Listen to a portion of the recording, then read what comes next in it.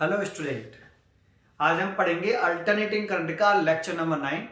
देखो, lecture number 8 में मैंने आपको power, instantaneous power, average power किसकी, जब सर्किट में ओनली लीनियर रेजिस्टेंस लगा हो, जब सर्किट में केवल कैपेसिटर लगा हो, जब सर्किट में ओनली इंडक्टर लगा हो, तो हम पावर का फॉर्मूला, इंस्टेंटेनियस पावर का और एवरेज पावर का फॉर्मूला किस तरीके से ड्राइव करते हैं, और उनके मैंने आपको current time graph, voltage time graph and power time graph को भी एक्सप्लेन किया था।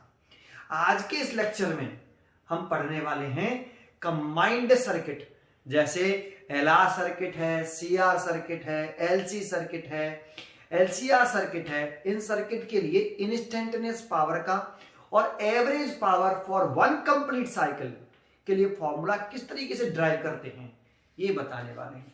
तो हेडिंग लगाते हैं हम पहले, पावर इन एलआर सर्किट। पहले हम एलआर सर्किट का फॉर्मूला ड्राइव करेंगे, है ना, पावर इन एलआर सर्किट। तो सबसे पहले आपको एलआर सर्किट बनाना है। ये एल इंडक्टर और ये रजिस्टर, है ना। इसका रेजिस्टेंस होता है एक्सएल ओम, इसका रेजिस्टेंस होता है आर ओम, और इसको किसी एक एसी सोर्स से कनेक्ट कर देते हैं हम। ये हमने इसको किसी एक एसी सोर्स से कनेक्ट कर दिया। ये एसी सोर्स का टोटल वोल्टेज, जब इसमें करंट फ्लो करेगी आई, तो दोनों में करंट कैसी है, सेम, है ना, आई।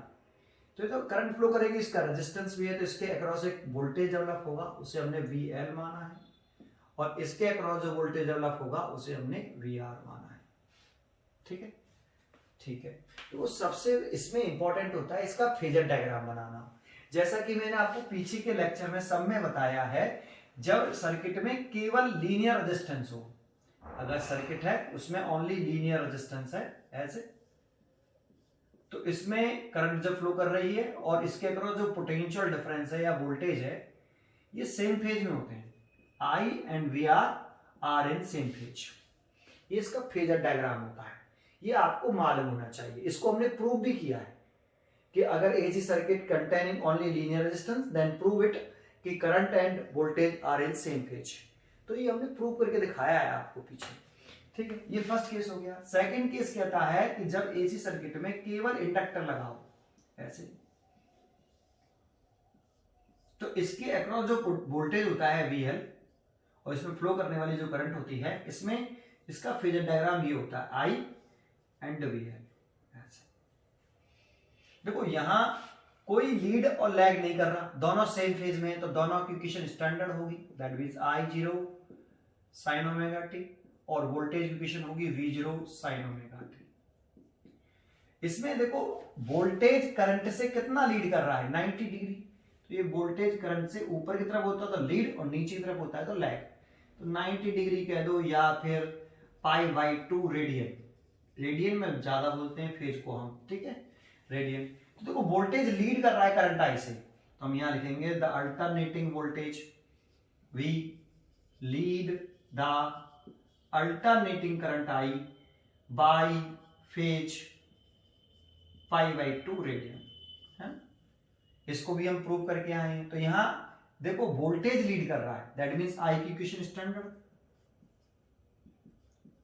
ऐसे, और वोल्टेज लीड कर रहा है तो कितना लीड कर रहा है, तो V बराबर V0 sin ओमेगा टी। कितना लीड कर रहा है, π/2।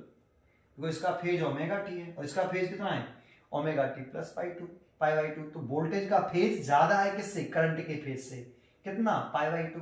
तो ये तो लिख रहा है voltage lead the alternating current I by phase π/2। ठीक है, ये आपका दूसरा सेंटेंस हो गया। ठीक है, ऐसे ही अगर आपको याद हो, जब थर्ड लगाते हैं हम कैपेसिटर ओनली, अगर एसी सर्किट में ओनली कैपेसिटर लग रहा हो ऐसे, तो इसके अक्रॉस वोल्टेज VC और इसमें फ्लो करने वाली करंट I, तो I ऐसे और VC नीचे। तो देखो, आपका करंट से वोल्टेज नीचे की तरफ जा रहा है, तो दैट मींस वोल्टेज लैग कर रहा है। तो हम यहां लिख सकते हैं the alternating voltage V lag behind lag behind the alternating current I by phase π/2 radian. ऐसे देख लेते हैं कैमरे में आ रहा है कि नहीं। ठीक है, बहुत पास हो गया, समझ में तो आया। थोड़ा सा ये रिवाइज करने के लिए है, आपको मोस्टली फेजर डायग्राम मालूम होना चाहिए, है ना। ये रजिस्टर के लिए, ये इंडक्टर के लिए, ये कैपेसिटर के लिए। तो देखो इसमें अब करंट, फिर करंट की इक्वेशन स्टैंडर्ड आएगी, और वोल्टेज लैग कर रहा है तो माइनस के π/2 आ जाएगा, लैग करे तो माइनस और लीड करे तो पॉजिटिव। ठीक है, तो देखो इसका फेजर डायग्राम बना लो पहले आप। एलआर सर्किट का सबसे पहले आप फेजर डायग्राम बनाइए। तो देखो मैं यहाँ इसका फेजर डायग्राम बना देता हूँ। तो मैंने पहले करंट और वोल्टेज वी आर का फेजर डायग्राम बनाया, आई और वी आर का। तो देखो यहां से देखो आई और वी आर कैसे होते हैं, सेम फेज में, है ना। तो यहां हम फेजर डायग्राम बना रहे हैं एलआर सर्किट का। तो ये लिख दें हम फेजर डायग्राम एलआर सर्किट। अगर इसका हम फेजर डायग्राम बनाएं तो कैसे बनाएंगे, तो पहले हम करंट और वोल्टेज का बना लें, वी आर का। आई और वी आर सेम फेज में होते हैं। फिर हम करंट और वीएल का फेजर डायग्राम बना लें, आई और वीएल का। तो आई, तो देखो दोनों में, इंडक्टर में और रजिस्टर में, दोनों में करंट सेम है, तो इसी करंट से काम चला लेंगे। लेकिन वीएल जो है वो करंट के साथ 90 डिग्री लीड करता है, तो वोल्टेज वीएल लीड कर रहा है करंट से, ऐसे, ये देखो ऐसे। ठीक है, तो ये इसका फेजर डायग्राम हो गया भाई, आई और वीएल लीड कर रहा है।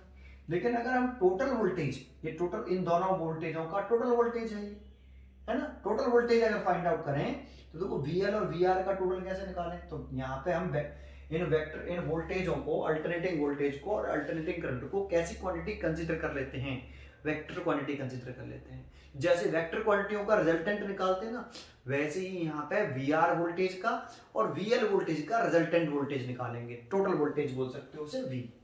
तो कैसे निकालें भाई, इसमें लोराम लगा दें, लॉ ऑफ लोराम। तो यहां से आपका ये टोटल वोल्टेज आ जाएगा वी, है ना।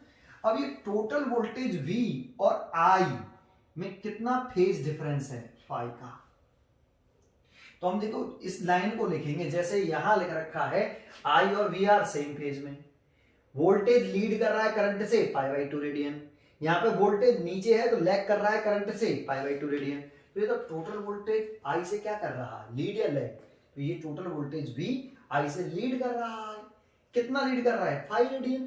तो हम यहां लिख देंगे the alternating voltage V lead the alternating current by phase 5 radian, ऐसे, है ना। देखो ये वाला वोल्टेज इस करंट से 5 रेडियन लीड कर रहा है। तो देखो आई की इक्वेशन तो ऐसी आ जाएगी, लीड वोल्टेज कर रहा है तो आई की इक्वेशन तो स्टैंडर्ड रहेगी। तो आप आई की इक्वेशन स्टैंडर्ड लिख दो, आई sin ओमेगा टी, और वोल्टेज लीड कर रहा है इसलिए वोल्टेज इक्वेशन लिख दो V0 sin omega t plus 5। तो ये इंस्टेंटेनियस अल्टरनेटिंग करंट की इक्वेशन हो गई, ये इंस्टेंटेनियस अल्टरनेटिंग वोल्टेज की इक्वेशन हो गई। अगर हम पावर निकालते हैं, कौन सी, instantaneous power, instantaneous power in AC circuit find out करते हैं, तो इंस्टेंटेनियस अल्टरनेटिंग वोल्टेज और इंस्टेंटेनियस अल्टरनेटिंग करंट के प्रोडक्ट को क्या बोलते हैं हम, इंस्टेंटेनियस पावर। तो हम लिख रहे हैं इंस्टेंटेनियस पावर निकालेंगे हम। तो इंस्टेंटेनियस पावर हम क्या लिख सकते हैं, instantaneous power in AC circuit, in LR circuit निकालना चाहें तो P इज इक्वल टू क्या होता है, इंस्टेंटेनियस वोल्टेज और इंस्टेंटेनियस करंट के प्रोडक्ट को इंस्टेंटेनियस पावर बोला जाता है। ये एक पर्टिकुलर टाइम T पर करंट है, एक पर्टिकुलर टाइम पर वोल्टेज है ना। तो एक पर्टिकुलर टाइम पर एक पावर आ गई, ठीक है। तो P is equal to V की वैल्यू पुट कर दें, ये वाली। तो क्या लिख सकते हैं, V0 sin omega t plus 5 multiplied by, I की वैल्यू पुट कर दें तो I0 sin ओमेगा टी, है ना। तो इसे लिख सकते हैं P बराबर V0 I0 sign omega T, इसको देखो ये लिए साइन ओमेगा टी, और into sine omega t plus five. यहां तक आपको समझ में आया बेटा? ये इंस्टेंटेनियस पावर का आपका फॉर्मूला निकला। इसको अभी और थोड़ा सा आगे सोल्व कर सकते हैं, ये हमेशा ध्यान रखना, ठीक है, कि आई फेजर डायग्राम रेजिस्टेंस का कैसा होता है, इंडक्टर का और कैपेसिटर का, ठीक है। अब आगे नहीं लिखेंगे इसको।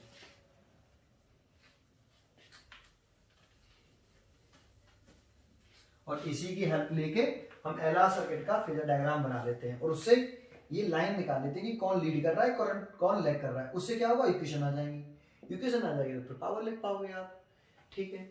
अब आपको थोड़ा सा ये वाला फॉर्मूला याद हो कि भाई साइन ए प्लस बी का फॉर्मूला क्या होता है, तो क्या होता था, साइन ए कॉस बी, है ना, साइन ए कॉस बी, और प्लस लग रहा है तो प्लस आता था, position interchange, cos A multiplied by sine B, याद आया।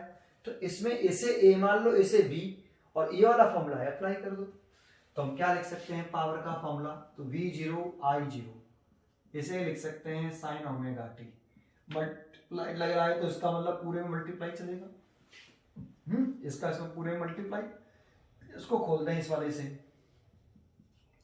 तो sign omega T multiplied by cos five plus cos omega T multiplied by sign five, यही तो आया, है ना। इसको खोला इस वाले फॉर्मूले से। अब साइन ओमेगा टी का अंदर और मल्टीप्लाई कर दें तो P इक्वल टू क्या आ जाएगा, वी जीरो आई जीरो। अगर साइन ओमेगा टी का अंदर मल्टीप्लाई कर देंगे तो ये स्क्वायर हो जाएगा, sine square omega T cos five, plus इसका ऐसे मल्टीप्लाई करते हैं तो sign omega T cos omega T multiplied by sign five, ऐसे, ठीक है। इसमें थोड़ा सा चेंज और कर लें तो P इक्वल टू क्या चेंज करें, वी जीरो आई जीरो, तो ऐसे इसको ऐसे लिख लें, sine square omega T cos five, plus यहां चेंज करें, इस जगह पे ये दिख रहा है तो इसमें हम क्या कर रहे हैं, 1/2 का डिवाइड कर रहे हैं और 2 का ही मल्टीप्लाई कर रहे हैं, 2 का डिवाइड 2 का मल्टीप्लाई। सर ऐसे क्यों किया, देखो इससे हमारा ये टर्म थोड़ा सा और छोटा हो जाएगा, ऐसे कैसे छोटा हो, तो ये वाला दिख रहा है, ये वाला टर्म आपको, इसमें एक फॉर्मूला होता है ना साइन 2 थीटा का, क्या होता है 2 sine theta multiplied by cos theta. अगर हम थीटा की वैल्यू ओमेगा टी पुट कर दें तो क्या आ जाएगा, sine 2 omega T 2 sine omega T और कॉस ओमेगा टी। तो देखो 2 sine omega T cos omega T की जगह पे क्या लिख पाएंगे हम, साइन 2 ओमेगा टी, तो इस जगह पर हम साइन 2 ओमेगा टी लिख पाएंगे, है ना। तो साइन 2 ओमेगा टी हम इस जगह पर लिख देते हैं, तो इसी जगह पर लिख देता हूं इसे हटा के, है ना, क्या लिख दें इस जगह पे, साइन 2 ओमेगा टी और मल्टीप्लाइड बाई साइन फाइव, ये देखो ऐसे। इसके बाद एवरेज पावर निकालने के 2 मेथड थे आपका। एवरेज देखो ये इंस्टेंटेनियस पावर आ गई, है ना, ये इंस्टेंटेनियस पावर ये कह सकते हो, या आप इसी को कह देते हैं बिना खोले कि दिस इज अ क्या है, इंस्टेंटेनियस पावर। एक पर्टिकुलर टाइम पर हमें एवरेज पावर की रिक्वायरमेंट होती है, तो अगर हम एवरेज पावर निकालें, है ना, यहाँ फाई क्या है, फेज डिफरेंस है बिटवीन वी एंड आई, है ना, तो पावर कैसे निकालते हैं भाई, एवरेज पावर, तो लिखें average power in L R circuit, ये निकालते हैं हम फुल साइकिल के लिए, सर्किट फॉर फुल या one complete cycle, for one complete cycle. तो देखो इसमें अगर हम ऐसे करेंगे ना इसको, P एवरेज बराबर इंटीग्रेशन P dt, ऐसे तो एवरेज निकालते थे, इंटीग्रेशन dt।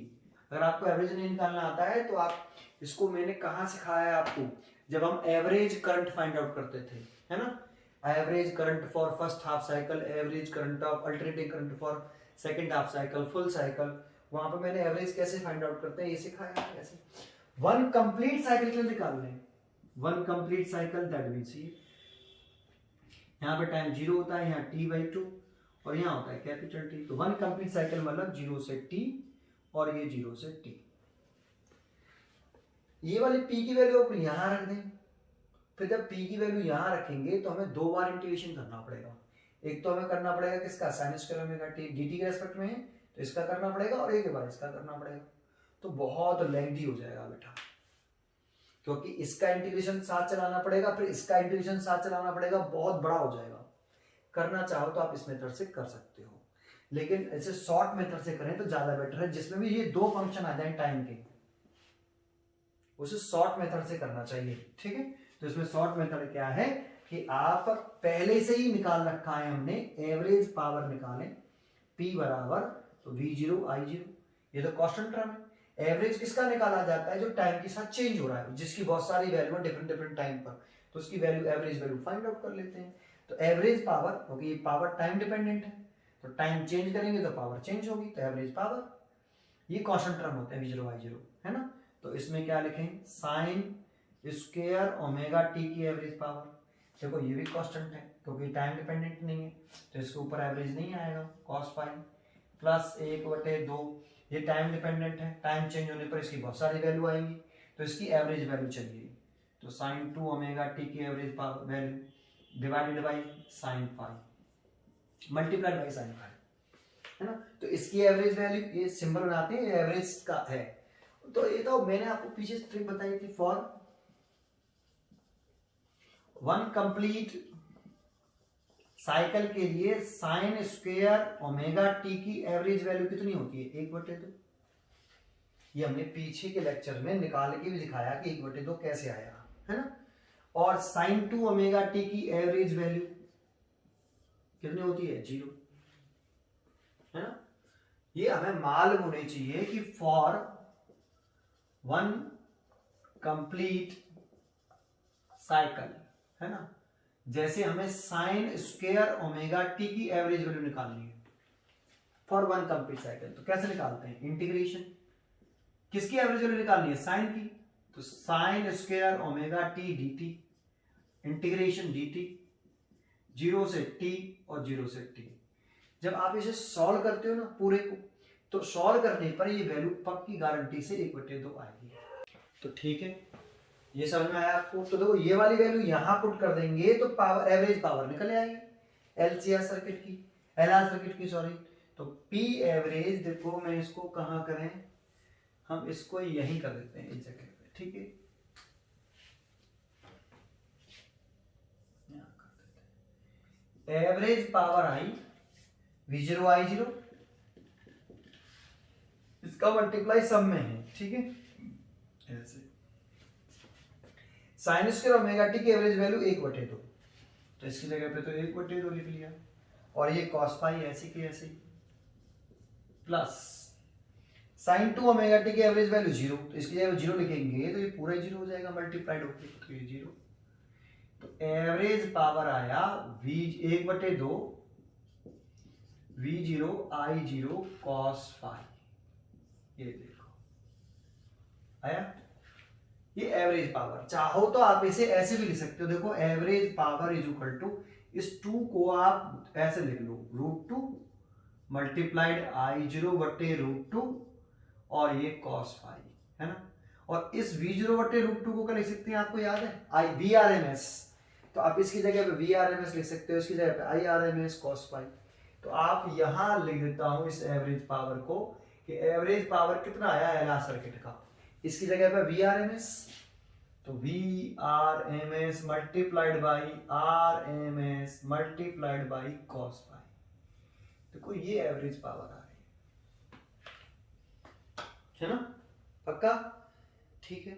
अब इसमें अगर हम cos फाई की वैल्यू निकालना चाहें, ये फाई तो फेज डिफरेंस है किसके between, V resultant voltage V और रिजल्टेंट करंट I और VI के बिटवीन कितना फेज में डिफरेंस है फाई का, तो what is name phi, phase difference between total voltage V और टोटल करंट I के बीच में कितना फेज डिफरेंस है फाई का। देखो करंट के बीच, करंट का फेज कितना है ओमेगा टी, इस V का फेज कितना है omega t plus phi, current का फेज ओमेगा टी और वोल्टेज का phase omega t plus phi, तो कितना फेज में डिफरेंस है फाई का, है ना। तो ये फेज में डिफरेंस है। अगर आप चाहो तो इस cos phi की वैल्यू निकाल सकते हो इस डायग्राम से। अगर आप चाहो तो इस cos phi की वैल्यू निकाल सकते हो इस डायग्राम से। तो देखो इस डायग्राम से अगर हम cos phi की वैल्यू निकालें तो देखो मैं इसको उठा देता हूं और यहाँ आपको cos phi की वैल्यू निकाल के दिखाता हूँ। देखो cos phi की वैल्यू कैसे निकालते हैं। तो cos इज इक्वल टू क्या होता है भाई, बेस बटे हाइपोटेन्यूस। तो बेस कितना है बेटा इसमें, VR, तो ये VR हो गया, और हाइपोटेन्यूस कितना है, V, है ना। आपको याद हो कि VR की वैल्यू कितनी होती है, I इंटू आर, और ये टोटल वोल्टेज है तो इसकी वैल्यू कितनी होती है, I इंटू जेड। ये टोटल वोल्टेज है ना एसी सर्किट का, तो टोटल करंट और टोटल रेजिस्टेंस, इस पूरे सर्किट के टोटल रेजिस्टेंस को हम क्या बोलते हैं, इंपीडेंस, इफेक्टिव रेजिस्टेंस, इंपीडेंस। तो I Z V equal to I Z, ये आई से आई कट गया, तो cos फाई की वैल्यू निकल के आई यहाँ पे R ओवर जेड। तो ये ध्यान रखने वाला पॉइंट है, यहाँ जो cos फाई की जो वैल्यू होती है वो R बटे जेड होता है, और जेड याद है आपको एलआर सर्किट का जेड कितना होता है, इंपीडेंस, पीछे वाले लेक्चर में निकाल के दिखाया। तो आप इसको चाहो तो आर रूट के अंदर एलआर सर्किट का जो इंपीडेंस होता है, जेड की जो वैल्यू होती है एलआर सर्किट की, वो होती है आर स्क्वायर प्लस एक्सएल का स्क्वायर। तो देखो ये cos फाई की वैल्यू निकल के आई इस जगह से। तो देखो cos फाई हम कहां से निकालते हैं, इस फेजर डायग्राम से ही निकाल सकते हैं इस cos फाई की वैल्यू, ठीक है। इस तरीके से फाइंड आउट कर सकते हैं। खासकर ध्यान रखना cos फाई की वैल्यू कितनी है, R over Z, R linear resistance और जेड इसका इंपीडेंस सर्किट का टोटल रेजिस्टेंस बोलते हैं जैसे हम, ठीक है। ये समझ में आता है आपको, ठीक है। ये डेरिवेशन समझ में आया पहले आपको, और इसका फॉर्मूला ये लिख सकते हो आप और ये भी लिख सकते हो, ठीक है। डेरिवेशन क्लियर हुआ, ठीक है। ये एलआर सर्किट का डेरिवेशन किया, तो देखो डेरिवेशन करने के लिए क्या करना पड़ता है, सबसे पहले फेजर डायग्राम बनाते हैं। फेजर डायग्राम बनाने के बाद V और I की में रिलेशन देखते हैं कि कौन लीड कर रहा है। रिलेशन निकले आता है तो फिर वोल्टेज की और करंट की इक्वेशन लिख लेते हैं, और इक्वेशन लिखने के बाद इंस्टेंटेनियस पावर निकाल लेते हैं V इंटू आई करके, और फिर इसे सॉल्व करते हैं और फिर एवरेज पावर निकाल लेते हैं।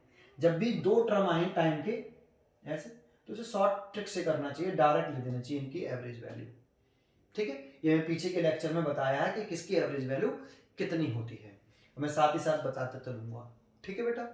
ये लर्न करनी होती है आपको, एवरेज वैल्यू निकालना चाहो तो मैंने बताया कि इनकी एवरेज वैल्यू कैसे फाइंड आउट करते हैं हम, ठीक है। अच्छा, अब हम सीआर सर्किट की, सीआर सर्किट का अगर हम पावर, अभी पहले हम डेरिवेशन देख रहे हैं, फिर फॉर्मूला कैसे लर्न करना है, किस सर्किट का फॉर्मूला, हम एक फॉर्मूला याद करेंगे और एवरी सर्किट का पावर का फॉर्मूला उसी से लिख देंगे, एक ही फॉर्मूले से, है ना। अभी तो डेरिवेशन आ जाए कि एलआर सर्किट के लिए पावर का फॉर्मूला ड्राइव करिए, तो कैसे करेंगे वो मैंने आपको बताया। अब सीआर सर्किट के लिए देखो मैं मिटा लूंगा नहीं, क्योंकि सबकी डेरिवेशन यही है, एक ही डेरिवेशन है, जैसे सीआर सर्किट होता, तो सीआर सर्किट होगा तो यहाँ पे हमें क्या बनाना पड़ेगा, सी कैपेसिटर ऐसे, और इसका रेजिस्टेंस एक्सी, और इसका कितना हो जाएगा वीसी, बाकी का सब सेम रहेगा। इसका फेजर डायग्राम बदल जाएगा भाई सी आर, तो मैं इसका ये फेजर डायग्राम बदल देता हूं यहाँ। तो पहले हम आई और वी आर का फेजर डायग्राम बनाए, शुरुआत जब मैंने करी थी तो तीनों के फेजर डायग्राम बनाए थे, है ना। अगर आप कोई भूल गए, कॉन्सेंट्रेट नहीं किया, तो दोबारा से पीछे की तरफ बैक करके चेक कर लो कैसे बनाया था। तो मैंने आई और V are in same page, I और वी आर कैसे होते हैं, आर सेम पेज, तो ये आई है और ये वी आर है, are in same page. I और वीसी के बीच में अगर आप बनाए तो आई, वीसी क्या करता है, लैग करता है 90 डिग्री आई से। देखो ये वीसी लैग कर रहा है आई से 90 डिग्री, आई सेम है दोनों में, आई है ना।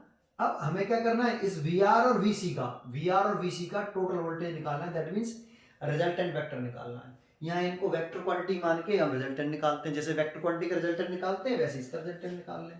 तो कल ये कंप्लीट कर लें हम ऐसे, और यहाँ से इसका रिजल्टेंट निकाल दिया, ये total voltage of AC source, है ना।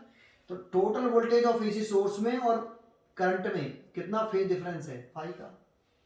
अब इनकी इक्वेशन लिख लें, तो देखो करंट से वोल्टेज क्या कर रहा है, लैग कर रहा है, लीड कर रहा है। देखो नीचे होता है तो लैग, ऊपर होता है तो लीड, तो ये वोल्टेज भी आई से लैग कर रहा है, कितना लैग कर रहा है, 5। तो इस लाइन को लिख दें, the alternating voltage V lag behind the alternating current I by phase 5 radian है, 5 रेडियन। अब इनकी इक्वेशन लिख लें। तो देखो वोल्टेज ही तो लैग कर रहा है, वोल्टेज लैग कर रहा है, तो आई की इक्वेशन स्टैंडर्ड होगी। तो आई की इक्वेशन तो हम स्टैंडर्ड लिखते हैं, I0 sin ओमेगा टी। और वोल्टेज लैग कर रहा है तो वोल्टेज की इक्वेशन क्या लिखें, V0 sin omega T. Lag करते हैं तो माइनस लगाते हैं, और लीड करता है तो प्लस लगाते हैं। तो लैग कर रहा है तो माइनस का कितना लैग कर रहा है, 5 रेडियन पीछे है वोल्टेज करंट से, है ना। तो देखो फेज डिफरेंस पाई का ही दोनों के बीच में। इसका फेज है ओमेगा टी, इसका फेज है ओमेगा टी माइनस के 5। ये इक्वेशन आ गई। देखो इसमें देखो एलआर सर्किट में और सीआर सर्किट में केवल इतना अंतर आया, उसका वोल्टेज लीड कर रहा था 5 रेडियन, तो यहाँ पे प्लस का था, और यहाँ ये लैग कर रहा है इसीलिए माइनस हो गया। तो देखो इसके डेरिवेशन में कोई चेंज नहीं है, बस ये चेंज है। यहाँ पहले प्लस का था, देखो मैंने पहले प्लस लिखा है, ये एलआर सर्किट का डेरिवेशन मिटाला नहीं मैंने इसे, तो यहाँ प्लस लिख रहा है, यहाँ क्या है, माइनस है। अगर आप इस सर्किट की सीआर सर्किट की इंस्टेंटेनियस पावर निकालना चाहें तो देखो फिर यही करेंगे, यहाँ पे सीआर कर दें, instantaneous power of CR circuit. तो V इंटू आई, V की वैल्यू पुट करें तो V की वैल्यू अब ये पुट करना, और ये पुट करेंगे तो यहाँ क्या आ जाएगा, माइनस। और I0 तो बिल्कुल I की वैल्यू तो सेम ही है, यही रहा। तो जब इसका फॉर्मूला खोलेंगे तो देखो यहाँ माइनस आ गया ये, और साइन A माइनस B का फॉर्मूला खोलते हैं तो फॉर्मूला तो यही होता है, बस यहाँ साइन हो जाएगा माइनस, तो यहाँ साइन हो जाएगा माइनस, बाकी का सब सेम है। देखो आप, तो यहाँ हो जाएगा माइनस, माइनस हुआ, और यहाँ माइनस हुआ तो फिर यहाँ पे भी माइनस होगा। एवरेज पावर ऐसे निकाल ली, तो इसकी वैल्यू 1/2 ही है, इसकी वैल्यू 0 ही है, तो यहाँ माइनस आ गया, और माइनस आ गया तो यहाँ पे भी माइनस आ गया। देखो इसकी वैल्यू 1/2 पुट कर दी, और इसकी वैल्यू 0, तो ये पूरा 0 हो गया माइनस। तो देखो ये तो हट ही गया, तो वैल्यू तो इतनी आई, तो एवरेज पावर की वैल्यू यही आई, बदल गई, बिल्कुल same to same I. Sir कोई डिफरेंस नहीं आया, सीआरएल सर्किट में आया, क्या चेंज हुआ, cos फाई। cos फाई तुम यहां अब निकालोगे ना, cos फाई की वैल्यू चेंज हो जाएगी। देखते हैं cos फाई कैसे निकालते हैं, पहली इक्वेशन समझ में आई, ठीक है। अगर हम इस डायग्राम से cos फाई निकालें तो cos फाई जैसे पावर फैक्टर बोलते हैं, थोड़ी देर में बताऊंगा, फॉर्मूले के साथ बताऊंगा cos फाई को क्या बोलते हैं, पावर फैक्टर। अभी तो cos फाई फाइंड आउट कैसे करते हैं, इस सर्किट डायग्राम से फाइंड आउट कर सकते हैं। कभी भी cos फाई फाइंड आउट करना हो तो आप इसका फेजर डायग्राम बना लीजिए। cos phi equal to base बटे हाइपोटेन्यूज, तो बेस तो ये हो गया, इस ट्रायंगल में देखो ये बेस है, ये परपेंडिकुलर है, ये हाइपोटेन्यूज है, तो बेस तो हो गया VR और हाइपोटेन्यूज हो गया V, है ना। अरे आया कि नहीं, तो VR की वैल्यू कितनी हो गई, IR, और इसकी वैल्यू हो गई IZ, I से I कटेगा। तो देखो यहाँ पे भी cos फाई कितना आ रहा है, R बटे कैपिटल Z आ रहा है। तो बच्चे ये तो सेम तो आ रहा है, उसमें भी तो R बटे Z आ रहा था, लेकिन बेटा उस सर्किट का इंपीडेंस क्या होता था और इस सर्किट का इंपीडेंस बदल जाएगा। इस सर्किट का इंपीडेंस कितना होगा पता है, R लिखा और इंपीडेंस लिखेंगे रूट के अंदर R² प्लस XC लिखेंगे XC, क्योंकि इसका रेजिस्टेंस XC होता है और उसका कितना होता था XL। इंडक्टर लेंगे तो XL आएगा, लीनियर रेजिस्टेंस तो है ही इसमें, तो ये चीज चेंज हुई XC, और ये चेंज हुआ तो पूरा फैक्टर नहीं चेंज हो गया, आया। तो इंपीडेंस की वैल्यू बदलती है तो cos फाई की वैल्यू बदल जाएगी। तो ये cos फाई की वैल्यू, इसे पावर फैक्टर बोलते हैं। कैसे निकाला, क्लियर है। तो यही फॉर्मूला आ रहा है, cos फाई की वैल्यू भी इस डायग्राम में R/Z आ रही है। तो ये ध्यान रखना कि cos फाई R/Z होता है, क्लियर है। और Z की वैल्यू जो ये सर्किट है, इस सर्किट का इंपीडेंस देखो, इंपीडेंस निकालना सिखाया है मैंने, LR सर्किट का, CR सर्किट का, LC सर्किट का, तो वो इंपीडेंस लिख दीजिए आप, क्लियर है। डेरिवेशन समझ में आया, ये CR सर्किट का डेरिवेशन हो गया। अगर हम डेरिवेशन करते LCR सर्किट का, किसका, LCR सर्किट का, तब भी यही डेरिवेशन रहेगा। तो मैं केवल चेंज करूंगा, ये डायग्राम चेंज कर देता हूं एक, तो अब मैं डेरिवेशन करके दिखाता हूं आपको LCR सर्किट का। ये देखो मैं यहां हेडिंग लगा देता हूं LCR सर्किट, LCR। तो अब हम इसमें इंडक्टर लगा लें, कैपेसिटर लगा लें और रजिस्टर लगा लें, ऐसे। तो करंट तो सेम फ्लो करेगी, सीरीज कॉम्बिनेशन सिलेबस में हमारे इसका रेजिस्टेंस XL ओम, इसका XC और इसका R, तो इसके अक्रॉस वोल्टेज VL, इसके अक्रॉस वोल्टेज VC, इसके अक्रॉस वोल्टेज VR, ऐसे। तो फेजर डायग्राम बनाए सबसे पहले हम इसका। तो I और VR कैसे होते हैं, सेम फेज में, तो ये I बना लिया और ये VR, I और VR सेम फेज में होते हैं। I और VL के लिए बनाए तो VL I से लीड करता है भाई 90 डिग्री। I और VC के लिए ग्राफ बनाए, I और VC के लिए, तो VC I से लैग करता है 90 डिग्री। अब यहां पे इसके तीन केस हो सकते हैं, VL बड़ा हो सकता है VC से, VC बड़ा हो सकता है VL से, और VC और VL बराबर भी हो सकते हैं, है ना। तीनों केस में से हम एक केस करके दिखाते हैं। जैसे हम मान के चलते हैं फर्स्ट केस की VL बड़ा है VC से। अगर VL बड़ा होगा VC से तो इसको मैं छोटा कर दिया, देखो VC को, इसकी लंबाई ज्यादा दिखाई है, इसकी लंबाई कम। तो इन दोनों की डायरेक्शन कैसी है, अपोजिट। तो दो वेक्टर क्वांटिटियों का रिजल्टेंट कैसे निकालते हैं, जब डायरेक्शन अपोजिट हो, सबट्रैक्ट करके। और डायरेक्शन सेम होती है तो रिजल्टेंट कैसे निकालते हैं, ऐड करके। और किसी एंगल से होता है तो रिजल्टेंट निकालते हैं R = रूट के अंदर a² प्लस के b² प्लस के 2ab cos थीटा से। याद आता है आपको। तो इन दोनों की डायरेक्शन अपोजिट है, तो इन दोनों का रिजल्टेंट निकालें तो सबट्रैक्ट करते हैं BL में से BC। तो देखो ये इन दोनों का रिजल्टेंट आ गया, ये रहा VL माइनस BC। इसका रिजल्टेंट ये।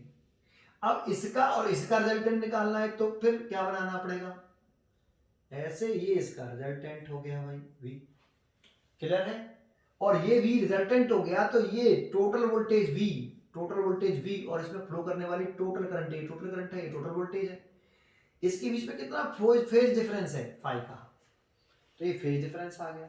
अब फेज डिफरेंस आ गया तो यहां से अब हम क्या लिख सकते हैं कि I से वोल्टेज लीड कर रहा है, लैग कर रहा है, ये वाला वोल्टेज, ये V इस I से लीड कर रहा है, लैग कर रहा है, तो ऊपर है तो लीड कर रहा है, तो फिर लाइन आ जाएगी हमारे यहाँ पे।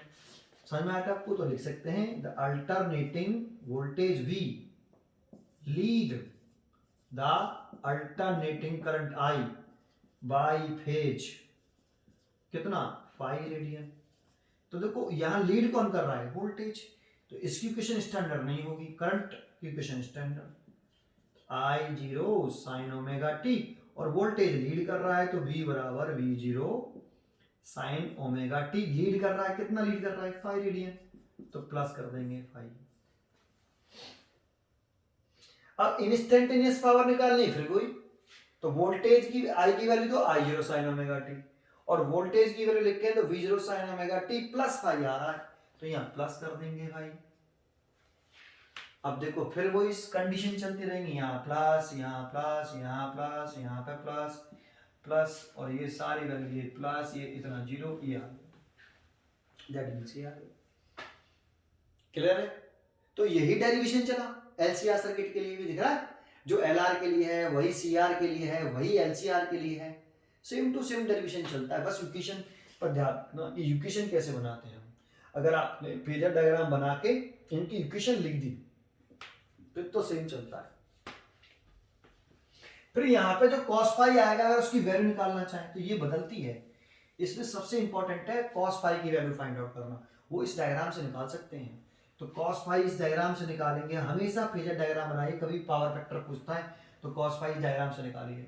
cos फाई इक्वल टू क्या होता है, बेस बटे हाइपोटेन्यूज। तो देखो इस ट्राइंगल का, इस वाले ट्राइंगल यही तो बना, तो बेस तो कितना है VR, और हाइपोटेन्यूज कितना है V, तो ये इसकी वैल्यू कितनी होती है IR। देखो VR की वैल्यू होती है IR, VL की वैल्यू होती है IXL, इसका रेजिस्टेंस है ना इंडक्टर का, XL ओम, ये ओम, ये XC ओम, ये R ओम। तो इसका करंट कितना I, इसमें भी I है, इसमें भी I है, तो करंट तो तीनों में सेम है।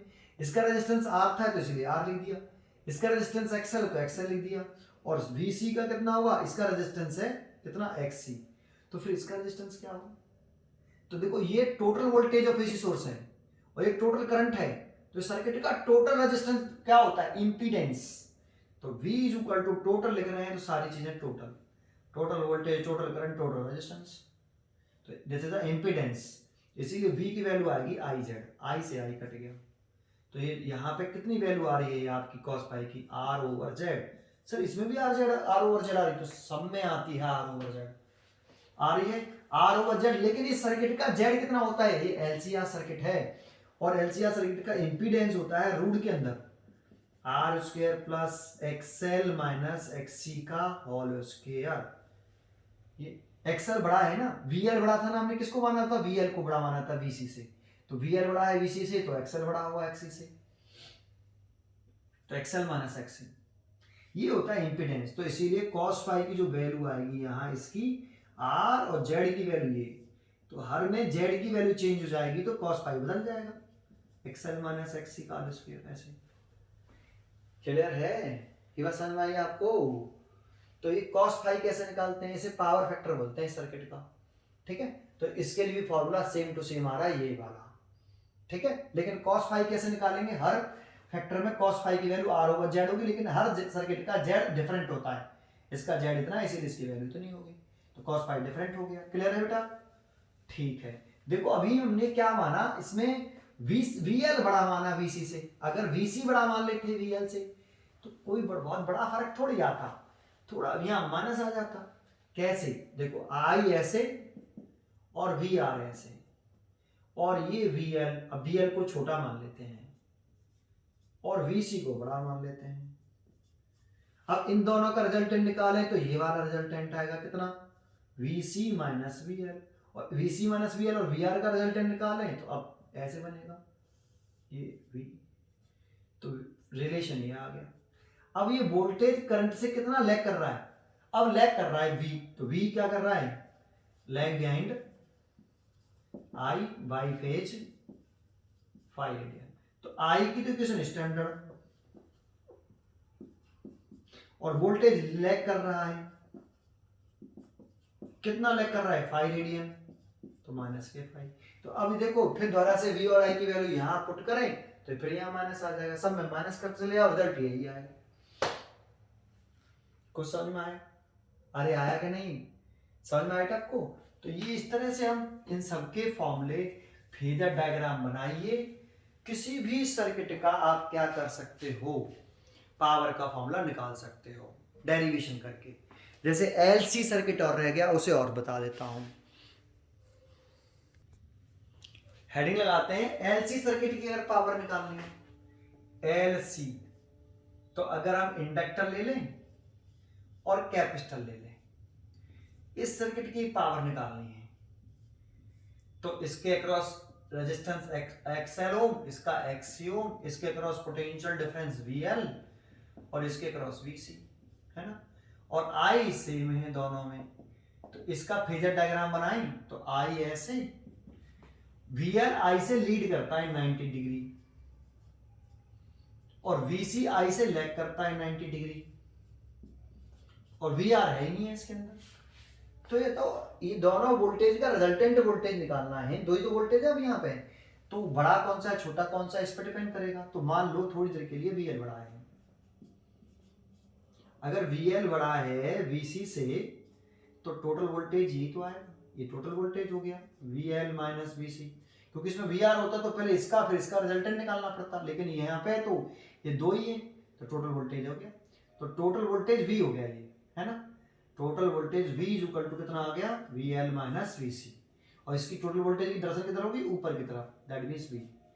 तो VI से कितना फेज डिफरेंस है, 90 डिग्री बेटा, है ना। तो I से वोल्टेज लीड कर रहा है कि लैग कर रहा है, लीड कर रहा है, V ऊपर की तरफ है, तो यहां लिख सकते हैं the alternating voltage V lead the alternating current I by phase pi by 2 radian. यहाँ 90 डिग्री आ गया, 90 डिग्री 90 डिग्री तो है इससे, तो I देखो वोल्टेज लीड कर रहा है, I की तो इक्वेशन स्टैंडर्ड हो जाएगी, इक्वेशन लिखनी होती है फेजर डायग्राम से, और वोल्टेज लीड कर रहा है तो ओमेगा टी प्लस 90 डिग्री।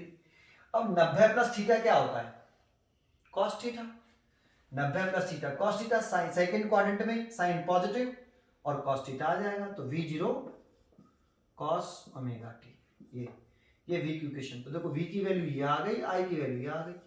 अब एवरेज इंस्टेंटेनियस पावर निकालें। Instantaneous power in AC circuit, LC circuit है ना, तो P बराबर वी आई।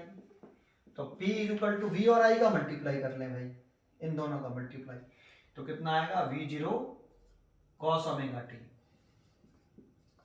है ना। V की वैल्यू, I की वैल्यू कितनी है, multiplied by I0 sin omega T. तो इसे लिख सकते हैं V0 I0 sin omega T cos omega T. आपको इसको देख के कुछ विचार आ रहा होगा, कई बार कर चुके हैं। 1/2 का ऊपर नीचे मल्टीप्लाई कर लें 2 का, क्यों कर लें समझ में आ गया होगा, अभी बताया था थोड़ी देर पहले। इसको क्या लिख पाएंगे, sin 2 ओमेगा टी। अब देखो इसमें एक ही फंक्शन आ रहा है, तो आप इसे इंटीग्रेशन वाले मेथड से करें तो ज्यादा बेटर है। एक ही तो फंक्शन आ रहा है टाइम का, तो एवरेज पावर कैसे निकालेंगे, तो इंस्टेंटेनियस पावर आ गई। अगर आप एवरेज पावर निकालें, average power of in an AC circuit for 1 complete cycle के लिए, तो P एवरेज एक ऐसे भी निकालते थे जिसका एवरेज लेते हैं उसको ऐसे लिख देते हैं PDT। P का एवरेज तो P, sine square omega T का एवरेज तो sine square omega T, I का एवरेज तो I, और यहाँ इंटीग्रेशन dt आता है। 1 कंप्लीट साइकिल में निकाल लें, इसलिए 0 to t और 0 से t। अब इसे सॉल्व कर लें, है ना। तो देखो मैं सॉल्व करके दिखा भी देता हूँ आपको, ठीक है। यहां तक समझ में आया आपको पहले ये, है ना। तो देखो मैं इसको हटा देता हूँ, इसको भी हटा देता हूँ, इसको भी हटा देता हूँ, इसकी भी जरूरत नहीं है, ठीक है। तो कैसे निकालेंगे भाई, तो वैल्यू पुट कर दें पहले, तो 0 to t, P की वैल्यू ये नहीं, तो 1/2 V0 I0 sin 2 omega T. और देखो इसकी वैल्यू कितनी होती है, dt का इंटीग्रेशन करते हैं तो t आता है, लिमिट है 0 से t, तो लिमिट पुट करते हैं 0 से t। t के रेस्पेक्ट में इंटीग्रेशन किया है, स्मॉल t के रेस्पेक्ट में, स्मॉल t को रिप्लेस करके पहले अपर लिमिट माइनस लगाते हैं लोअर लिमिट, तो कितना आया t, तो इसकी वैल्यू आ रही है t। तो इसे लिख पाएंगे 1/t, देखो 1/t integration 0 to t 1/2 V0 I0 sin 2 omega T, एक चीज छूटी dt, p की वैल्यू ये है और dt भी तो साथ में, तो यहाँ मल्टीप्लाइड बाई dt और आएगा, ठीक है बेटा। तो यहाँ लिख देता हूँ dt, इतनी आ गई। तो average power p is equal to आया, देखो किसके रेस्पेक्ट में डिसीजन चल रहा है, t के रेस्पेक्ट में, तो t के छोड़कर सारा टर्म बाहर आ जाएगा, तो t को छोड़ के बाहर निकालें तो 1/2 V0 I0 बटे कैपिटल T, 1/2 V0 I0 बाहर आ गया, integration 0 to t sin 2 omega t dt, यही तो आया, है ना। देखो अगर हम sin 2 ओमेगा t का एवरेज वैल्यू निकालते, तो मैं कहता था sin 2 ओमेगा t की एवरेज वैल्यू निकालो कंप्लीट साइकिल में, तो कैसे निकालते, integration 0 to t sin 2 omega t dt और इंटीग्रेशन 0 to t dt, ऐसे तो निकालते हैं। इसको सॉल्व करते तो कितना आता है t, दैट मींस 1/t, यहाँ पे ऐसे लिख सकते थे, ऐसे 1/t। तो देखो ये वाला टर्म दिख रहा है आपको, 0 to t sin 2 omega t dt, 0 to t sin 2 omega dt, और ये 1/t, ये आ गया 1/t ये रहा। तो मैं कहता हूँ इसकी एवरेज वैल्यू सॉल्व करके कितनी आती है, 0, sin 2 ओमेगा t की एवरेज वैल्यू 0। देखो इसको सॉल्व करना तो 0 आएगा, ये वाला फैक्टर तो आ रहा है यहाँ। एवरेज वैल्यू कैसे निकालते हैं, p की निकालेंगे तो p dt आया, 0 to t dt, sin 2 omega t के रिजल्ट निकालेंगे तो ऐसे तो करेंगे, क्लियर है, ठीक है। सॉल्व करते हैं, देखो p average 1/2 V0 I0 over t sin 2 omega t का इंटीग्रेशन करना है ना। तो sin 2 ओमेगा t का इंटीग्रेशन का फॉर्मूला क्या होता है भाई, क्या होता है sin t का इंटीग्रेशन माइनस के cos t, इंटीग्रेशन का फॉर्मूला आना चाहिए बेटा, ये प्लस माइनस में दौड़ कर देते हैं कभी कभी, फॉर्मूला याद होना चाहिए। sin t dt का इंटीग्रेशन होता है माइनस के cos t, लेकिन यहाँ एक्स्ट्रा क्या है वो देखा है आपने, sine 2 omega t d t है, तो 2 ओमेगा एक्स्ट्रा है, जो इंटीग्रेशन में जो एक्स्ट्रा होता है उसे डिवाइड कर लेते हैं। साइन टी का माइनस के कॉस टी, तो इसका माइनस के कॉस 2 ओमेगा टी, अरे यार माइनस के कॉस 2 ओमेगा टी, एक्स्ट्रा क्या है 2 ओमेगा, ये इसका इंटीग्रेशन हो गया। तो इसका इंटीग्रेशन लिखें तो ये लिख देंगे ब्रैकेट में माइनस के cos 2 omega T divided by 2 omega और इंटीग्रेशन 0 टू टी, ऐसे है ना। तो देखो 2 ओमेगा को तो यहाँ ले आओ और माइनस साइन को भी बाहर निकालो, तो माइनस 1 बटे तो v0 i0 बटे टी ओमेगा कॉस, इस 2 तो लिख रहा है हीरा, इस ओमेगा की जगह पे वैल्यू याद है आपको 2 पाई बटे टी लिख सकते हैं। एंगुलर वेलोसिटी का फॉर्मूला होता है 2 पाई इंटू फ्रीक्वेंसी, और फ्रीक्वेंसी का फॉर्मूला होता है 1 upon time period into small T. अभी लिमिट पुट नहीं करी, किसके रेस्पेक्ट में इंटीग्रेशन किया, स्मॉल टी के रेस्पेक्ट में, तो स्मॉल टी को रिप्लेस करके पहले अपर लिमिट लिखो, माइनस लगा के लोअर लिमिट लिख दो, तो माइनस के 1 बटे 2 v0 i0 T omega cos, ये हो गया 4 पाई कैपिटल टी, 2 और 2 4 पाई, और स्मॉल टी की जगह पे capital T minus small T की जगह 0 लिखेंगे, तो 0 का सब पूरे मल्टीप्लाई करेंगे तो 0 ही हो जाएगा, तो कॉस 0, तो ये टी से टी कट गया, कॉस 4 पाई। अब कॉस 4 पाई की वजह सोचते हैं कि कैसे निकालें, तो मैंने आपको बताया था ट्रिक, कॉस 0 की वैल्यू +1 होती है, कॉस पाई की वैल्यू -1 होती है, कॉस 2 पाई की वैल्यू +1 होती है, कॉस 3 पाई की वैल्यू -1 होती है, कॉस 4 पाई की वैल्यू +1 होती है, कॉस 5 पाई की वैल्यू -1 होती है, कॉस 6 पाई की वैल्यू +1 होती है। हमें तो किसकी चाहिए, कॉस 4 पाई की, तो कॉस 4 पाई की वैल्यू कितनी होती है +1, तो माइनस के 1 बटे 2 v0 i0 बटे टी ओमेगा, और इसकी वैल्यू हो गई +1, ये फॉर्मूले का माइनस चला रहा है, ये माइनस चला रहा है, कॉस 0 की वैल्यू भी +1 होती है, तो इस 1 से ये 1 कट गया, तो ये 0 हो गया, तो मल्टीप्लाई करेंगे तो पूरे में 0 तो हो जाएगा भाई, इसका इसमें मल्टीप्लाई चल रहा है, ये कट गया 0 हो गया, 0 का मल्टीप्लाई इसमें तो 0, तो एवरेज पावर कितनी आ रही है 0। तो आपने एक चीज नोटिस करी है, जब मैंने ओनली इंडक्टर का डेरिवेशन किया था पावर का, जिसमें केवल इंडक्टर था, that means linear resistance R नहीं था उसमें, ओनली इंडक्टर में भी एवरेज पावर 0 आ रही थी, एवरेज पावर 0 आ रही थी, ओनली कैपेसिटर में भी आर प्रेजेंट नहीं था, लीनियर रेजिस्टेंस प्रेजेंट नहीं था कैपिटल आर, उसमें भी एवरेज पावर 0 आ रही थी।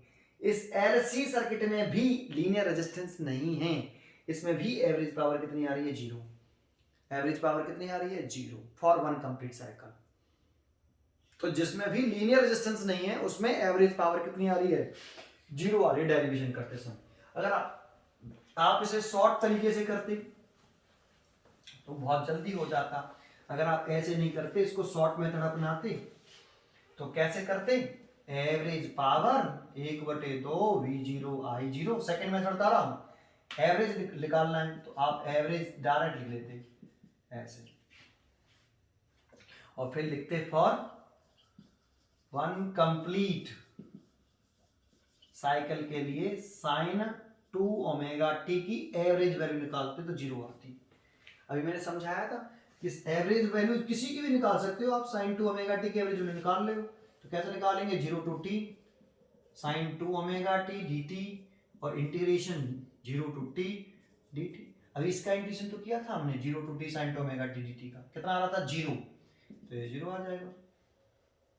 इंटीग्रेशन करके सॉल्व कर लो यार, अभी तो समझाया था इंटीग्रेशन कैसे करते हैं, ठीक है 0 आ जाएगा, आप डायरेक्ट यूज कर सकते हो इसको, 0 होता है, और 0 होता है तो देखो इसी जगह पे 0 रखेंगे तो एवरेज पावर कितनी आ गई 0, ये शॉर्ट फॉर्म हो गई, बिल्कुल ड्राइव हो गया भाई average power of LC circuit, ठीक है।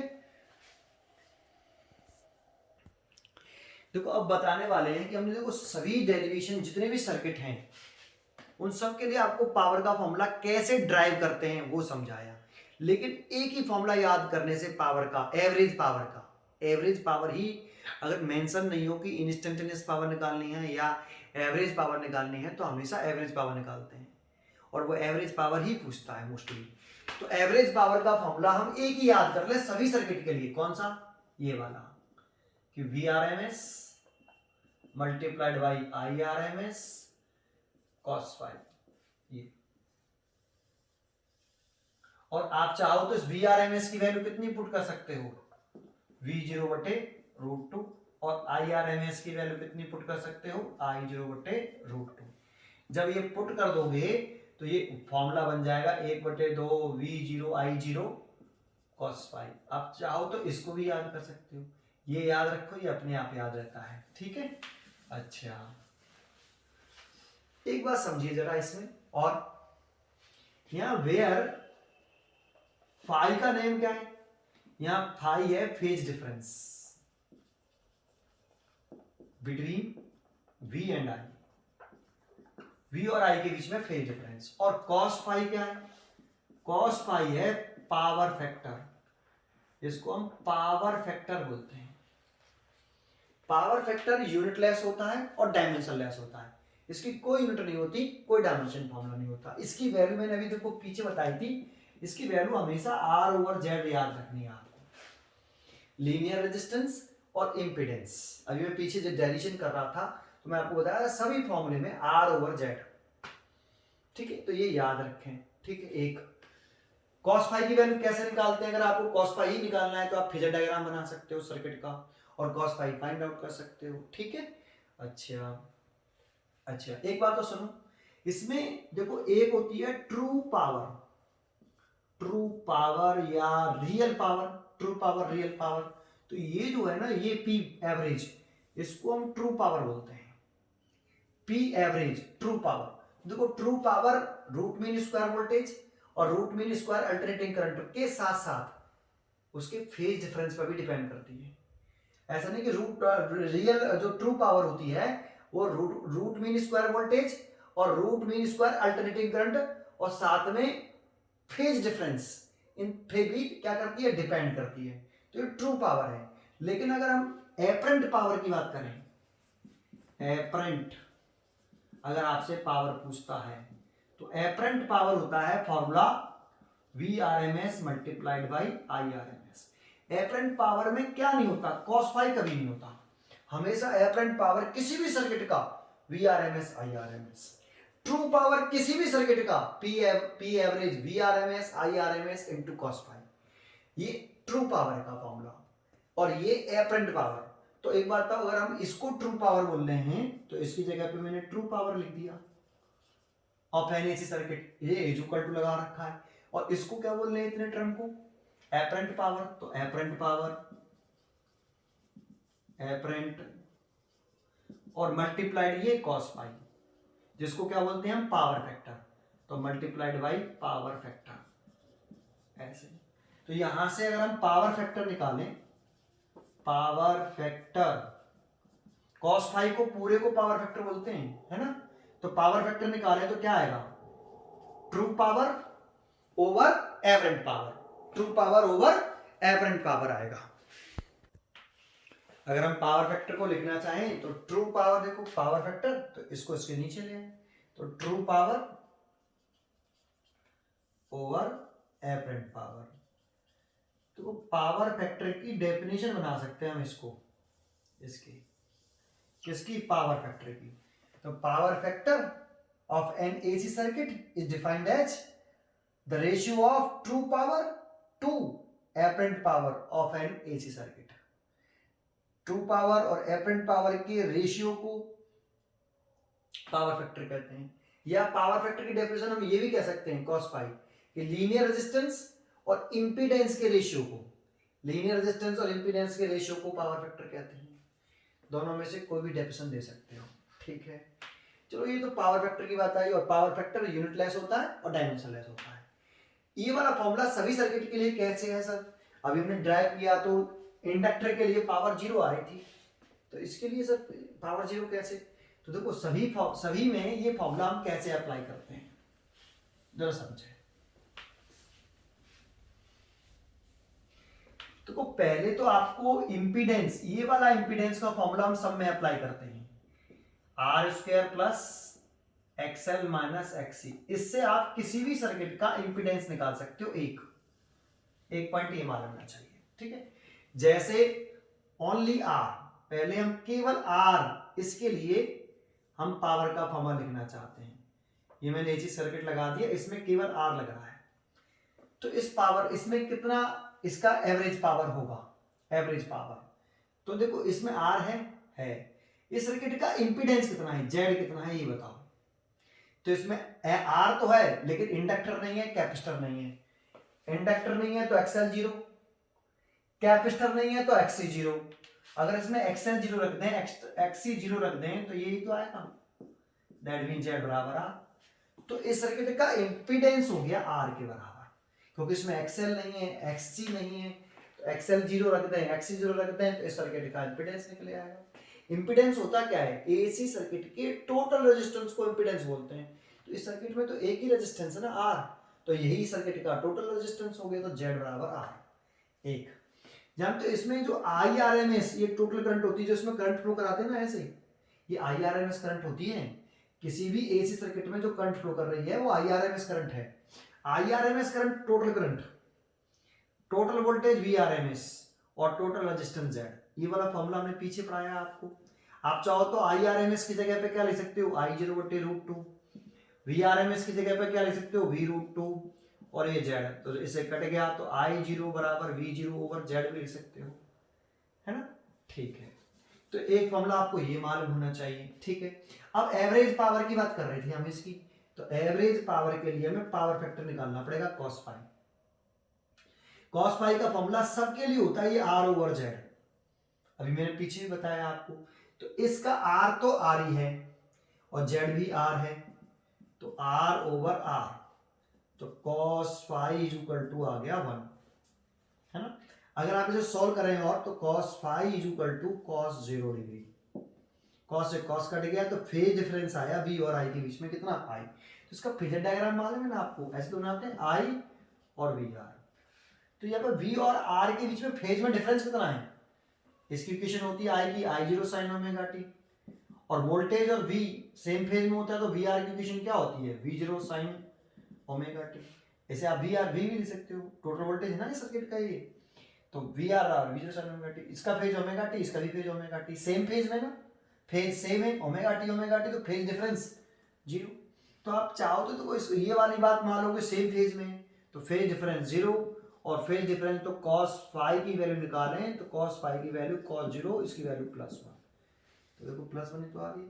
लेकिन मैं इस फेज डिफरेंस से नहीं करूंगा, मैं सीधे R/Z याद रख लूंगा। इस सर्किट का Z कितना, R, तो R है ही है और Z भी R है, R से ऐड करके cos फाई की वैल्यू कितनी, +1। तो इस ओनली रेजिस्टेंस के लिए पावर फैक्टर, इसका नाम होता है पावर फैक्टर, पूरे का को पावर फैक्टर कितना है, +1। तो P एवरेज कितना आएगा, तो इस सर्किट का P एवरेज आएगा VRMS मल्टीप्लाइड बाई IRMS, और IRMS की वैल्यू कितनी आएगी, तो VRMS और कितना है सर्किट का R, तो ये आएगा। तो देखो P average VRMS into IRMS लिख सकते हैं। एक P एवरेज cos फाई की वैल्यू तो 1 रख दी ना बेटा आपने, +1, ओनली रजिस्टर के लिए फॉर्मूला ट्राई कर रहे हैं, ये समझ में आपको कैसे निकालेंगे, इसी से, इस वाले फॉर्मूले से बना रहे हैं रजिस्टर के लिए। अगर केवल एसी सर्किट में R लग रहा हो तो एवरेज पावर कैसे निकालें, ऐसे। चाहो तो देखो यहां से IRMS की वैल्यू कितनी रख सकते हो, VRMS/R, तो VRMS तो ये ही है, और IRMS की वैल्यू कितनी पुट कर दो, VRMS/R, तो VRMS/R, तो देखो स्क्वायर हो जाएगा इसका, ऐसे। तो आप ये भी लिख सकते हो, देखो ऐसे। अगर आप IRMS की वैल्यू पुट ना करके VRMS की वैल्यू पुट करते तो VRMS की वैल्यू कितनी आती, इसका से multiply, that means IRMS into R। अगर VRMS की वैल्यू पुट करते IRMS into R, तो देखो VRMS की वैल्यू अगर ये पुट कर देंगे तो पहले से IRMS है, तो क्या आएगा, IRMS का स्क्वायर into R। तो देखो ये भी पावर हो सकती है ओनली किसके लिए, रजिस्टर के लिए। ये वाली याद करते हैं वैसे हम, ठीक है। ये बात समझ में आई है ना, कैसे याद रखते हैं, क्लियर है। तो हमें केवल क्या याद रखना है कि पावर फैक्टर यहाँ कितना होता है, R/Z ये होता है। एक ये याद करना है, एक ये याद करना है, एक ये याद करना है, और एक ये याद करना है कि IRMS की जो वैल्यू होती है ये VRMS/Z होती है, बस। अब देखो ओनली R के लिए कर दिया, अगर ओनली L के लिए करते है ना, तो देखो मैं एक एक करके दिखाता चला जाऊंगा आपको। ओनली इंडक्टर के लिए कर रहे हैं, तो देखो ओनली इंडक्टर बना लिया ऐसे। अब इसके लिए कर रहे हैं तो इसका रेजिस्टेंस कितना होता है एक्सएल। अब इसके लिए पहले इंपीडेंस निकालो, तो इसमें आर है क्या, नहीं, आर कितना है 0, इसमें लीनियर रेजिस्टेंस है ही नहीं तो आर 0 है। एक्सी भी नहीं है, एक्सी भी 0 है। अगर हम इसमें आर 0 रख दें और एक्सी भी 0 रख दें, तो ये तो 0 रख दिया, ये भी 0 रख दिया, तो एक्सएल का स्क्वायर, तो जेड रहा कितना आ गया एक्सएल। इस सर्किट का इंपीडेंस हुआ फिर कितना एक्सएल। जेड क्या होता है, सर्किट के टोटल रेजिस्टेंस को बोलते हैं इंपीडेंस। तो इसमें एक ही रेजिस्टेंस है एक्सएल ओ, ये रेजिस्टेंस ही तो है, इंडक्टिव रिएक्टेंस, नाम तो इसका इंडक्टिव रिएक्टेंस है लेकिन ट्रीट एज अ रेजिस्टेंस, इसकी यूनिट ओम होती है, एक्सएल ओम। तो ये इंपीडेंस टोटल सर्किट का इंपीडेंस कितना, टोटल रेजिस्टेंस कितना एक्सएल के बराबर है ना। तो जेड बराबर एक्सएल आ गया, ठीक है। cos फाई निकालें तो cos फाई इक्वल टू क्या होता है आर ओवर जेड, तो इसमें आर तो है ही नहीं, तो आर की वैल्यू 0 और जेड की वैल्यू एक्सएल, तो cos फाई की वैल्यू कितनी आई, देखो 0 आनी भी चाहिए। आपको याद है इसका, अगर हम इंडक्टर का और वोल्टेज का फेजर डायग्राम बनाते हैं तो ऐसे बनता है आई और ये वोल्टेज भी है, तो इसके बीच में कितना फेज डिफरेंस है, फाई कितना है 90 डिग्री, और cos फाई की वैल्यू निकालें तो cos 90 डिग्री और cos 90 की वैल्यू कितनी होती है 0। ऐसे निकाल सकते हो, ऐसे निकाल सकते हो, मैं फेजर डायग्राम से कभी नहीं निकालूंगा cos फाई में। तो cos फाई और R over Z, R 0, Z की वैल्यू एक्सएल, तो पावर फैक्टर की वैल्यू कितनी आई, ये पावर फैक्टर आया है तो, लेकिन हमने निकालनी है एवरेज पावर, तो average power P equal to V R M S multiplied by I R M S, और cos फाई की वैल्यू कितनी भाई इसकी 0। जब इसकी वैल्यू 0 रख दोगे आप यहां, तो एवरेज पावर ऑब्वियसली कितनी आनी चाहिए 0। तो हमने जब डेरिवेशन किया था ओनली इंडक्टर का, तो ये तो आ रही थी एवरेज पावर 0। तो अगर केवल इंडक्टर हो, लीनियर रेजिस्टेंस 0 हो, आर 0 हो, इसमें लीनियर रेजिस्टेंस नहीं है, आर की वैल्यू कितनी है 0, तो जिस सर्किट में आर 0 होगा ना उसका पावर फैक्टर 0 होगा, जिस सर्किट में आर 0 होगा उसमें पावर फैक्टर 0 होगा, और पावर फैक्टर 0 होगा तो सर्किट की एवरेज पावर भी निकालोगे, cos फाई 0 रखोगे तो एवरेज पावर भी कितनी आएगी 0 आएगी। क्लियर है। अगर इसका IRMS देखते तो IRMS की वैल्यू सर्किट की, IRMS की वैल्यू होती VRMS ओवर जेड, कितना है इसका XL, तो XL ऐसे, ये IRMS की वैल्यू होती, ठीक है ना। इसमें जो करंट फ्लो कर रही है ये IRMS करंट है, जो इसमें सर्किट में करंट फ्लो करती है वो IRMS करंट होती है, ठीक है। तो ये इंडक्टर के लिए कर दिया। ऐसे आप कैपेसिटर के लिए कर सकते हो। अगर हम कैपेसिटर के लिए करना चाहें, जैसे हम कैपेसिटर के लिए करना चाह रहे हैं ओनली कैपेसिटर, तो कैपेसिटर लगा लिया, इसका रेजिस्टेंस XC ओम होता है ऐसे। तो सबसे पहले इसका इंपीडेंस निकालो जेड, तो देखो R इसमें है नहीं, R 0 रख दो, XL 0 रख दो, तो ये आएगा माइनस के XC का होल स्क्वायर से पॉजिटिव हो जाएगा, जेड बराबर XC तो आएगा केवल। तो इस सर्किट का इंपीडेंस आ रहा है XC के बराबर, और इसका पावर फैक्टर निकालो cos फाई, तो R ओवर जेड, R इसमें है नहीं, R 0 है, अगर R 0 है तो ये 0 और ये XC दैट मीन 0, तो इसका पावर फैक्टर आया cos फाई 0 ऐसे, ये पावर फैक्टर निकला है। लेकिन अगर एवरेज पावर निकालनी है तो average power VRMS multiplied by RMS into cos phi होता है फॉर्मूला, cos फाई की वैल्यू कितनी 0, तो एवरेज पावर कितनी 0, क्योंकि इसमें भी लीनियर रेजिस्टेंस नहीं है तो इसकी भी एवरेज पावर 0 आया। ये ओनली कैपेसिटर के लिए हो गया। अगर हमें कंबाइंड के लिए निकालना है, जैसे LR सर्किट का पावर का फॉर्मूला सर कैसे याद रखेंगे, ये LR सर्किट है, इसका रेजिस्टेंस XL, इसका रेजिस्टेंस R ओम, और ये हमने बना लिया ऐसे। तो सबसे पहले सर्किट का इंपीडेंस निकालो, इंपीडेंस यहां से निकालें तो क्या 0 है, अब तो XL भी है, R है, लेकिन XC 0 है, तो XC 0 रख दो, तो रूट के अंदर R का स्क्वायर प्लस ये 0 रख देंगे तो XL का स्क्वायर तो आएगा। तो इस सर्किट का इंपीडेंस हो गया रूट के अंदर R का स्क्वायर प्लस XL का स्क्वायर। अब इसका cos फाई निकाल लो, तो cos phi power factor R over Z, R तो R ही है और ये कहां से आया आर ओवर जेड, अब डेरिवेशन कर रहे थे, समझाया था मैंने आपको। और इस सर्किट का जेड कितना है रूट के अंदर, आर का स्क्वायर प्लस एक्सएल का स्क्वायर। अगर इसकी IRMS निकालेंगे तो इसकी IRMS वैल्यू कितनी होगी, IRMS वैल्यू होगी VRMS ओवर जेड, और जेड कितना है रूट के अंदर आर स्क्वायर प्लस एक्सएल का स्क्वायर, ऐसे, ठीक है। और cos पाई इतना आ गया। अगर एवरेज पावर निकालें तो P average equal to IRMS multiplied by VRMS multiplied by cos pi, और cos पाई की वैल्यू कितनी आ रही है ये, तो हम cos पाई की वैल्यू पुट कर देंगे IRMS multiplied by VRMS, cos पाई की वैल्यू R ओवर रूट के अंदर आर स्क्वायर प्लस एक्सएल का स्क्वायर। ये इसका पावर का फॉर्मूला होगा, ठीक है। ये बात समझ में आई आपको, ठीक है। ऐसे CR सर्किट होता तो यहाँ XC हो जाता, ये कैपेसिटर हो जाता है ऐसे, तो इसका इंपीडेंस में यहाँ XC आ जाता, भाई XL जीरो कर देते, XL जीरो कर देते तो ये XC का स्क्वायर होता, RZ तो यहाँ पे XC आता, और यहाँ XC आता तो एवरेज पावर का फॉर्मूला यहाँ XC आ जाता। क्लियर है? तो ऐसे ही आप सबका निकाल लो भाई, जो भी सर्किट होगा उसका जेड बदलेगा। अगर सर्किट में आर है तो ये वाला आर, तो ये आर है तो आर रखिए, ये वाला आर आ गया, और जेड कितना उस सर्किट का वो निकाल के cos पाई निकाल लो। फॉर्मूला यही रहता है, बस cos पाई की वैल्यू बदलते रहो, cos पाई भी केवल जेड बदलता है। अगर आर जीरो होगा उस सर्किट में, आर नहीं होगा तो आर जीरो रख दो, तो cos पाई जीरो हो जाएगा। तो जिस सर्किट में आर नहीं होगा उसका cos pi zero, average power zero. Clear? कैसे हम फॉर्मूला बना सकते हैं किसी भी सर्किट का, ठीक है।